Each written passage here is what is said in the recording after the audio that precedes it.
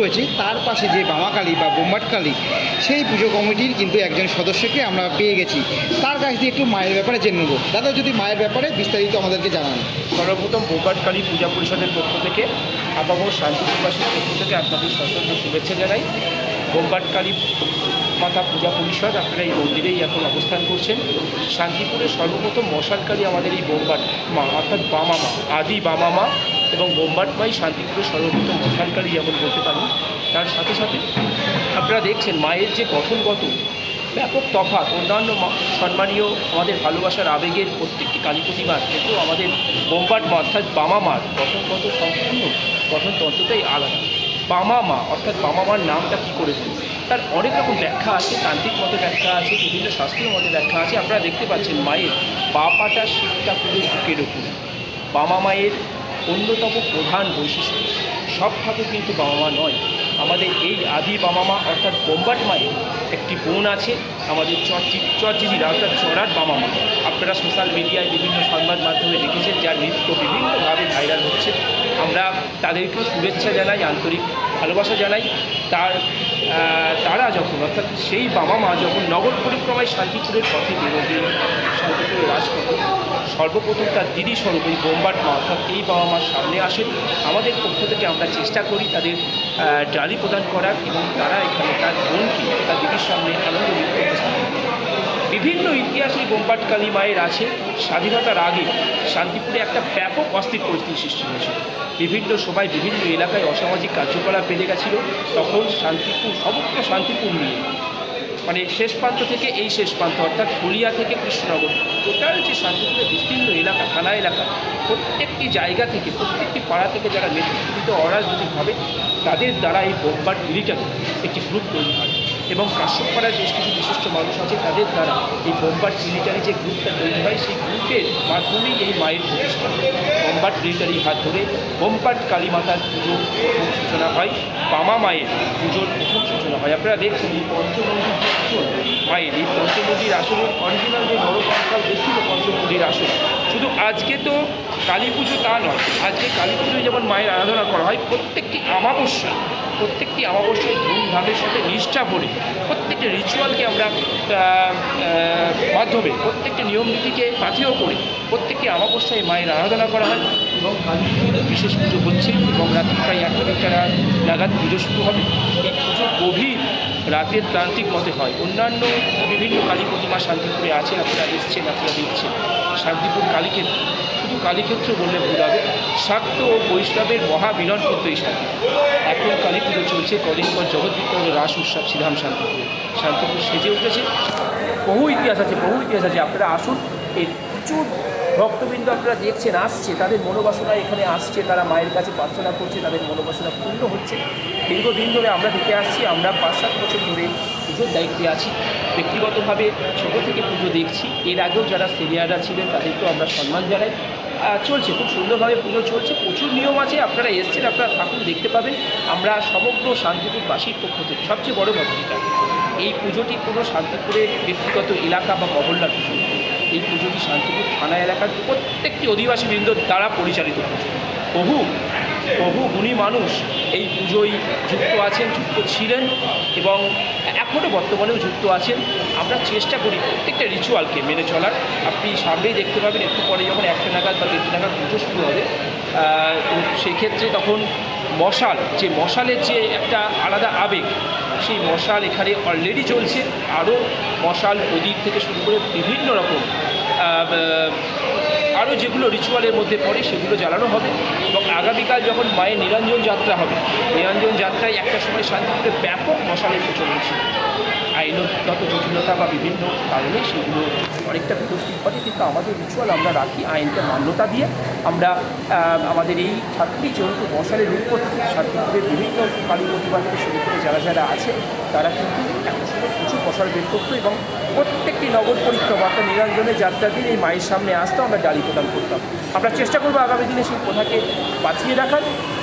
বলতে পারেন শান্তিপুরের সর্বপ্রথম মশালকালী বলতে পারেন না, একদম সর্বপ্রথম মশালকালী, সর্বপ্রথম ডাকাতে কালী আমাদের এই বোমবাট মা অর্থাৎ আদি বামা মা। প্রত্যেকটি পারোয়ারি, প্রত্যেকটি ক্লাবকে আমরা শুভেচ্ছা জানাই। আপনারা জানেন শান্তিপুরের আগমেশ্বরী মাতা, শান্তিপুরের মহিষকালী মাতা, ঠিক তারপরেও যদি কোনো নাম চলে আসে মা বোমবাট, অতি জাগ্রত মা।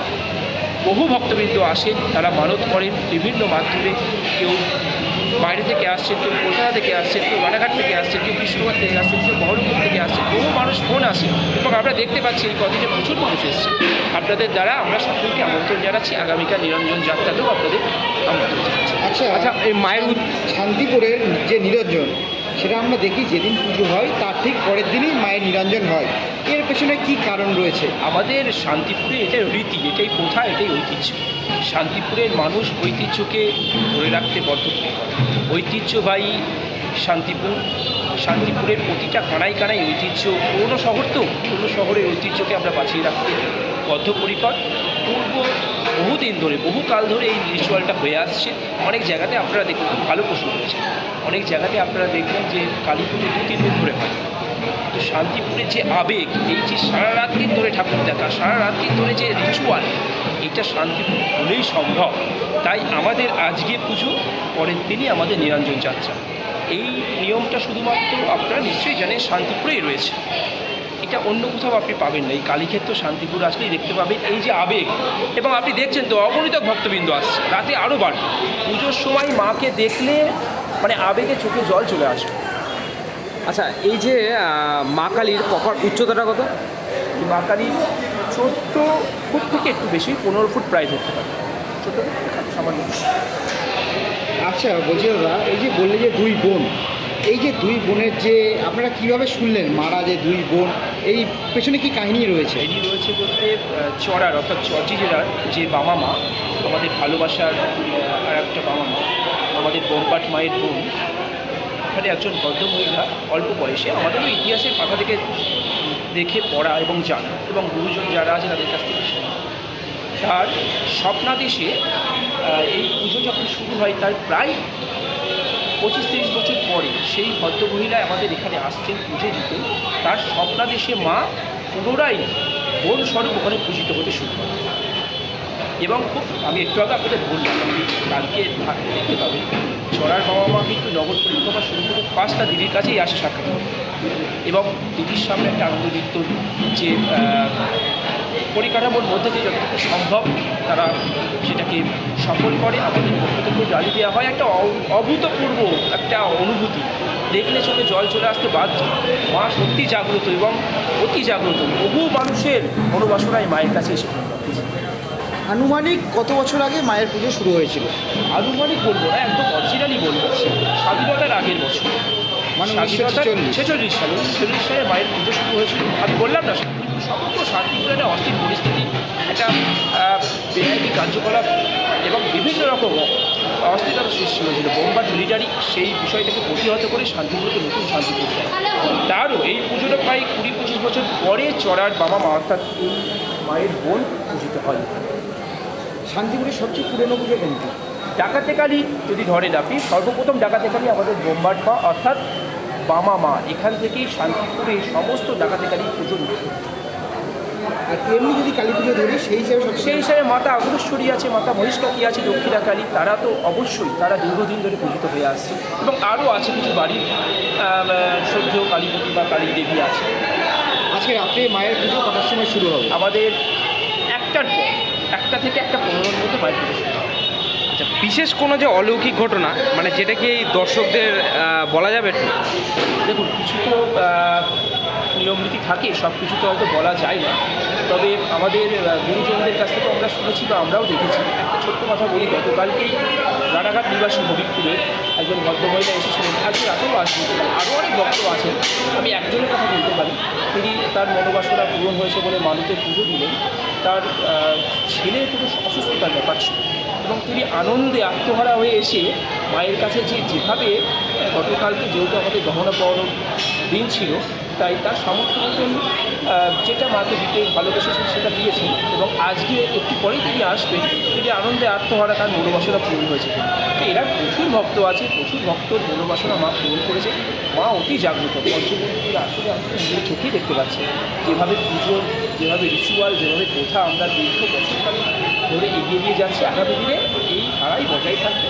আপনাদের মাধ্যমে সকলকে আমন্ত্রণ জানাই শান্তি। নিরঞ্জন মায়ের কবে?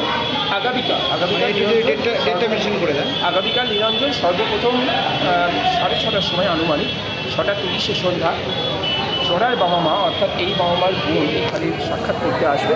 তার পরবর্তীতে এই বাবা মা তাকে ডালি দিয়ে এবং তার আনন্দদীপ্ত উপস্থাপন করার পরে এই বাবা মা নিরঞ্জন যাত্রা শুরু হয়।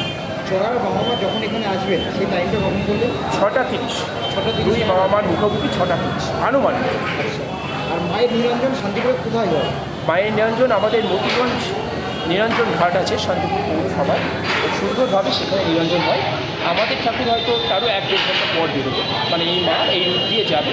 আগে চড়ার বাবা মা তার বোন এখানে সাক্ষাৎ করতে আসবে, তারপরে মায়ের আপনাদের ঠাকুর নিরঞ্জন হতে মোটামুটি কটা বাজে? নিরঞ্জন হতে প্রায় রাত্রি 3টে তো বাজবেই, 3টে। কম পক্ষে, কেন গহনার ব্যাপার আছে, অনেক কিছু আছে, সেগুলোতে নিরাপত্তার একটা ব্যাপার থাকে।